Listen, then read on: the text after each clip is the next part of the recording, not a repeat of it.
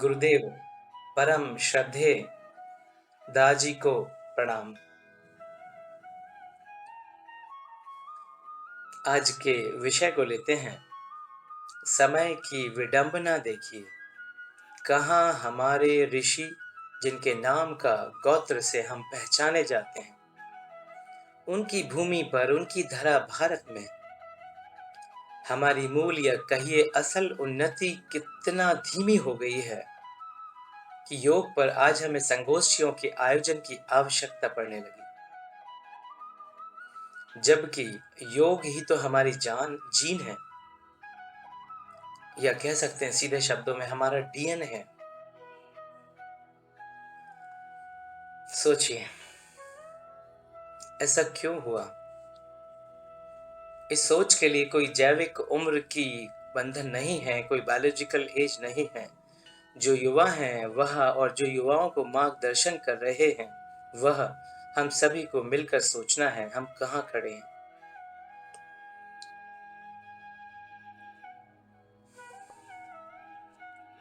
ये कुछ ऐसा हुआ कि माँ से कोई बालक प्रश्न करे कि माँ, मैं रोटी क्यों खाऊं?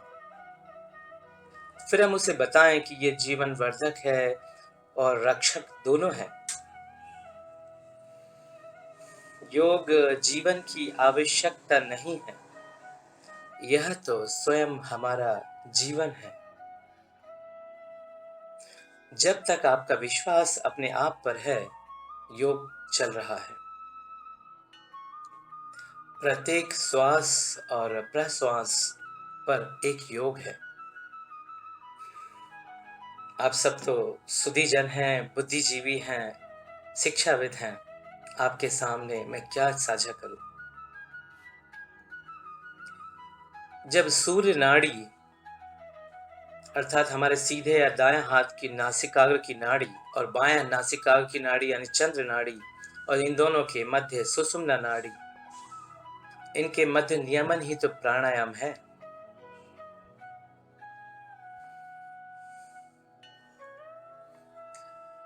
याद आता है मुझे 1924 की बात है, इतिहास में पढ़ा है, जब स्वामी कुवलयानंद जी और उनके शिष्य तिरुमलाई कृष्णमाचार्य ने योग को व्यायाम यानी कसरत एक्सरसाइज के रूप में प्रस्तुत कर दिया। हालांकि ये सभी आसन भी हठ योग से उठाए गए, परंतु धार्मिक और आध्यात्मिक पक्ष पूर्णतः विस्मृत कर दिया गया या भुला सा दिया गया। उसकी हानि ये हुई कि हम सभी योग से योगा वाले बन गए, जिसमें जितने ज्यादा जिम्नास्टिक करतब वो उतना ही बड़ा योगा टीचर कहलाया।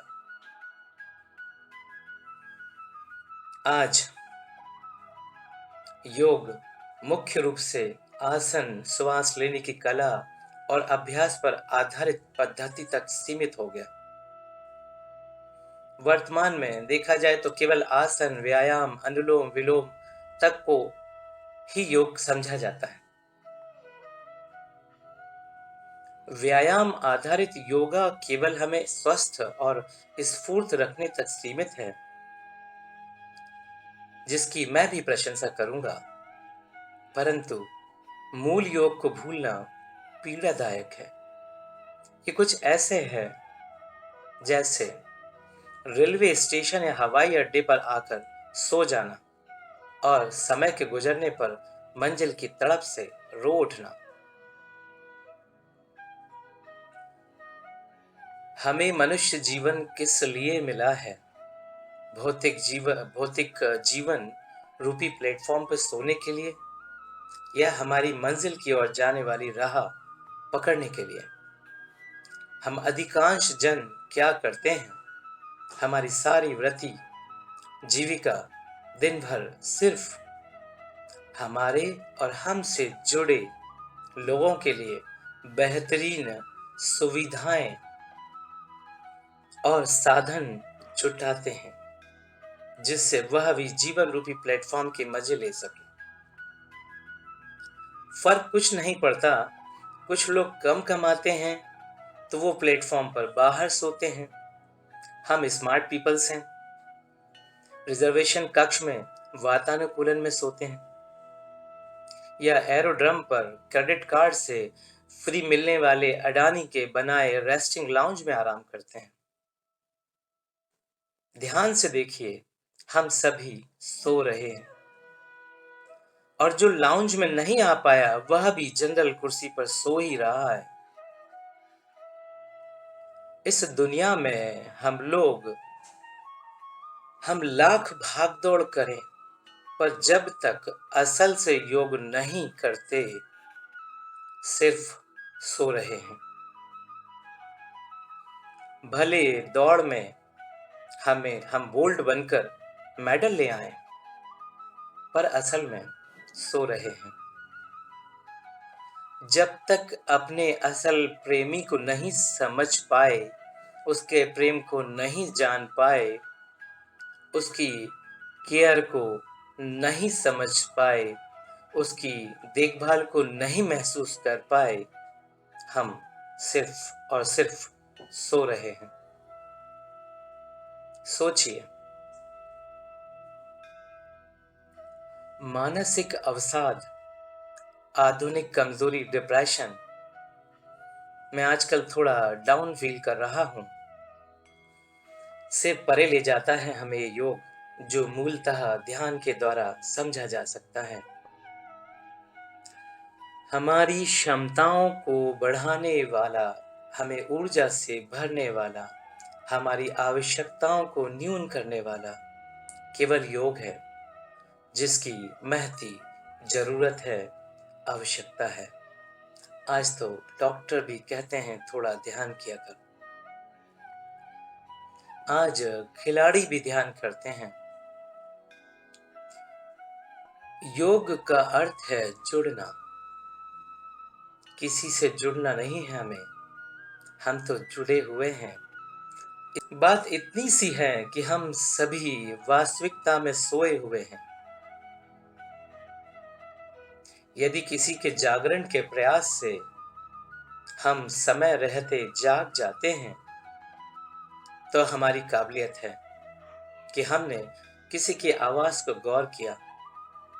नहीं तो मॉरल बूस्टर रोजाना के सैकड़ों भाषण, लेख सुनते, पढ़ते, देखते रहते हैं हम लोग, टीवी, रेडियो, मोबाइल, व्हाट्सएप पर। ऐसे संसाधनों से रोजाना हमें बहुत सारी सबक सिखाए जाते हैं। बातचीत की श्रृंखला रखने के लिए हम एक संक्षिप्त रूप से दोहरा लेते हैं कि योग की 4 शाखाएं या प्रकार माने गए हैं: राजयोग, भक्ति योग, ज्ञान योग, कर्म योग। मैं बहुत ज्यादा ब्रीफिंग में और डिटेलिंग नहीं करूंगा, क्योंकि ये सब आप जानते हैं। मैं वह कहूंगा जिसके लिए हम सब आज जुड़े हैं एक साथ। संयोग कहें या खूबसूरती, सभी योगों का अनंतिम परिणाम समाधि है। समाधि अर्थात उस समधन धी। यह सम का अर्थ समता से है और धी का अर्थ बुद्धि से है, अर्थात बुद्धि का समता को प्राप्त करना। अर्थात सीधे सरल शब्दों में कहूं तो जो है सो है को स्वीकार करने की दक्षता प्राप्त करना, जिसमें ऋषि पातंजलि का अष्टांग योग सबसे सीधा, ज्यादा सटीक, सरल और सहज है। इसलिए इसी की बात करते हैं। इसमें से 8 में से 5 बहिरंग साधन बताए हैं जो अष्टांग योग है, और 3 अंतरंग साधन बताए हैं। मैं बहुत सिंपल शब्दों में उनको समझाते हुए, बहुत ही ब्रीफ समझाते हुए उस पर आऊंगा जिस पर आज हमें पहुंचना है। वो कहते हैं कि सबसे पहले यम अर्थात सीधा, सत्य, सरल आधारित इंसान बन के जीना, बस और कुछ नहीं। दूसरा वो कहते हैं नियम, अर्थात जीवन की हर बात सिस्टमेटिक हो, अनुशासित हो। तीसरा साधन बताते हैं आसन, आसन अर्थात सुखासन, अर्थात जिसमें हम ध्यान बहुत कंफर्टेबल, बहुत सुकून के साथ कर सकें, वो आसन हमें हमेशा लेना है। चौथा प्राणायाम, जिसकी बात हम शुरू में ही कर चुके हैं आपके साथ। प्राणायाम अर्थात जिसमें श्वास प्रश्वास की नियमितता लाना, जो हमारी चंचलता और स्वास्थ्य को सुदृढ़ करती है। पांचवा उनका योग का साधन है प्रत्याहार। प्रत्याहार अर्थात भोग विषयों से परे ले जाने का अभ्यास, और कुछ नहीं। छठवां बिंदु है उनका धारणा। धारणा अर्थात अपना एक ध्येय निश्चित करना। सातवें बिंदु जो कि सबसे इंपॉर्टेंट है, जिसकी आज हम बात करेंगे, वो है ध्यान। ध्यान का शाब्दिक अर्थ तो सभी जानते हैं। भगवान श्री कृष्ण कहते हैं कि उसके साथ तद्रूप अर्थात एकाकार होने वाली वृत्ति को ध्यान कहते हैं। हालांकि मैं मेरे शब्दों में कहूं तो चेतना का विस्तारण ही ध्यान है। आठवां और अंतिम बिंदु अष्टांग योग का कहता है समाधि। चित्त की वो अवस्था जिसमें चित्त ध्येय वस्तु के चिंतन में पूरी तरह लीन हो जाए। तो ये तो सब बड़े बड़े दर्शन की बातें हो गई। अब हम अपनी बोलचाल में बात करते हैं। यदि आपको लगता है कि मैं बेहतर बनूं,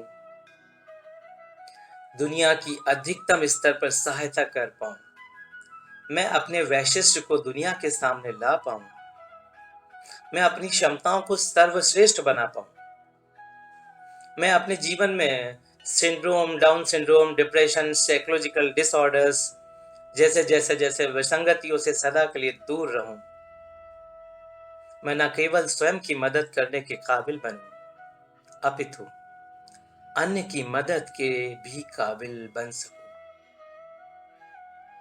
जीवन का मूल्य लक्ष्य की ओर मैं अग्रसर हो पाऊं, मैं अपने आप को जान सकूं। यदि आपको लगता है कि मुझ में सुधार की गुंजाइश अभी भी है, यदि मेरी तरह आपको भी लगता है कि हम अधूरे हैं अभी, ये जो मैंने इतने सारे प्रश्न सामने आपके रखे हैं, यदि किसी भी एक प्रश्न पर आपकी हाँ है तो तैयार हो जाइए। थोड़ा देर बाद हम एक व्यवहारिक प्रयोग करेंगे। अब तक सिर्फ बातें हुई हैं, सिद्ध करने का प्रयास की तरफ बढ़ेंगे। अपनी चेतना को विस्तार देंगे, पुनः ऊर्जित होंगे, अपने आंतरिक सौ से जुड़ेंगे। तो ये तो हमारी बहुत सारी संक्षिप्त में बातें हुई जिनकी तरफ हम सबको बढ़ना है। उसके लिए बात, आशा है इससे वो सब समझ पाए होंगे जिसके लिए हम आज जुड़े हैं। अब प्रश्नोत्तर पर आते हैं। आप सभी से निवेदन है कि जो भी आपको प्रश्न पूछना है पूछिए, प्रयास करेंगे हम सब मिलकर उसका उत्तर देने का। अगले 10 मिनट हम सिर्फ प्रश्नों के लिए रख रहे हैं। Shailaja, please cooperate and just connect with all. ये एक बहुत ही मैत्रीपूर्ण पारिवारिक वर्कशॉप है। इसमें आप निसंदेह अपने भाई के साथ जुड़े हैं। जो दिल करे पूछे। बहुत ही सुंदर प्रश्न है और सामायिक है। ध्यान आवश्यकता है हमारी। और जो आप जानना चाहते हैं कि ध्यान कौन कर सकता है, तो भाई राहुल, संसार के सभी प्राणी जो 18 वर्ष की उम्र पूर्ण कर चुके हैं, वह ध्यान करने के लिए पूरी तरह योग्य हैं। सिर्फ इसमें दो ही आवश्यकता होती है। एक, आपकी 18 वर्ष की उम्र होनी चाहिए, और दूसरा, हमें ध्यान करने की इच्छा होनी चाहिए। बस इसके अलावा हमें कुछ नहीं चाहिए।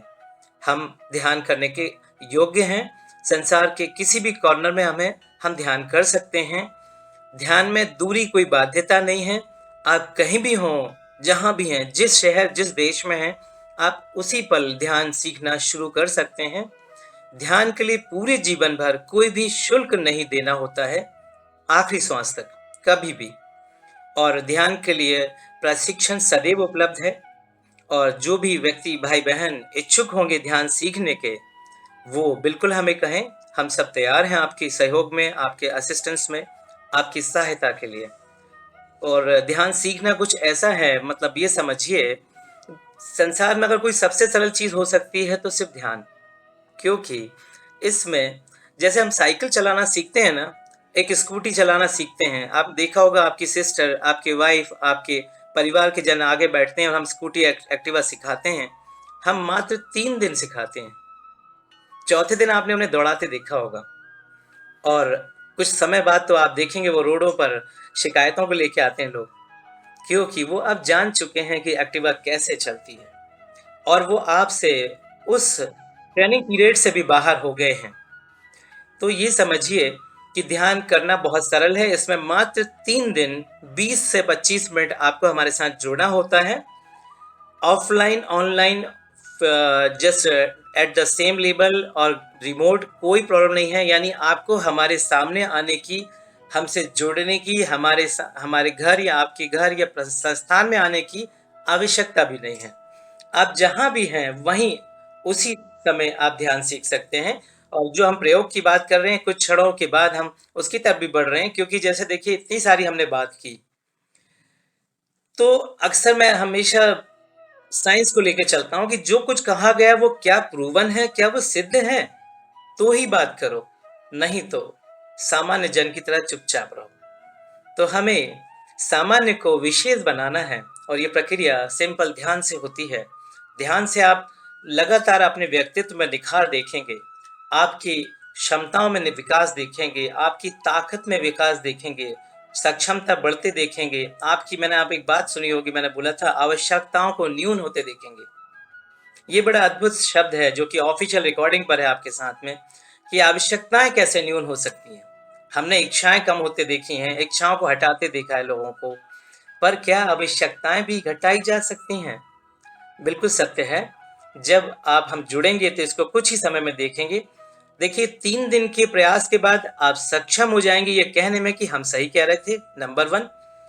इसके बाद 100 दिन के अंदर आप ये तय कर पाएंगे कि हाँ, सच में जो कह रहे थे उस पे चला जाए तो कुछ ही समय में हम बहुत ही वैश्विक स्थितियों में आ सकते हैं और हम समाज के लिए, दुनिया के लिए एक बेहतरीन इंसान बन सकते हैं। खास बात मैं बार-बार कह रहा हूँ, ये आपको तो बेहतर बनाता ही है, पर दुनिया की मदद के काबिल बनाता है।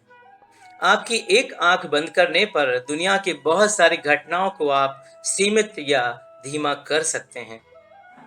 जहाँ जैसे आप देख रहे हैं यूक्रेन में लड़ाई हो रही है, मासूम भाई बहनों की जान जा रही है, आपकी एक प्रार्थना वहाँ पे काम आ सकती है। पर कब काम आ सकती है? जब आप प्रार्थना के काबिल हो गए हों। और काबिल कैसे बनते हैं? सिंपल, जैसे मैं एग्जाम्पल दूँ आप सबको, रोड पर 2 लड़ाई झगड़ा हो रहा है, कोई गुंडा किसी को मार रहा है और हम वहाँ से गुजर रहे हैं। यदि वीरेंद्र ने कम से कम 3 साल पसीना बहाया हो जिम में, अपने बाइसेप बनाई हों, तो स्वाभाविक है कि उस पल पे अगर उसके अलावा कोई उपाय ना दिखे तो वो उतर सकता है। लेकिन एक दुबला-पतला सा जिसका वज़न 30-50 किलो हो, वो जाके कैसे भिड़ सकता है, सोचिए।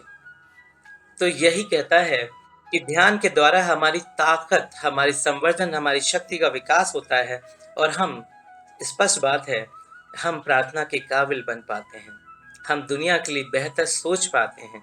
हमारी सोच में एक ऐसा कहते हैं कि वो उपलाव आता है जिसमें कि हम सिर्फ और सिर्फ बेहतर और बेहतर सोचते हैं और जो काम का नहीं है वो फ़िल्टर होना शुरू हो जाता है। तो इस पे हम आते हैं आगे। अगला कोई प्रश्न आप सबके बीच में?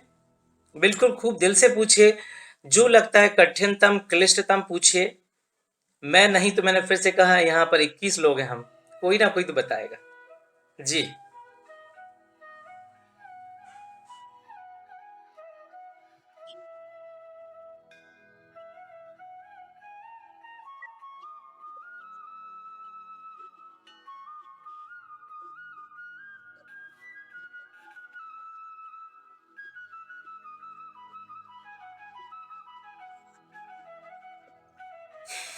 बहुत ही सटीक प्रश्न किया है शैलजा आपने, क्योंकि हम इस पर आने वाले थे।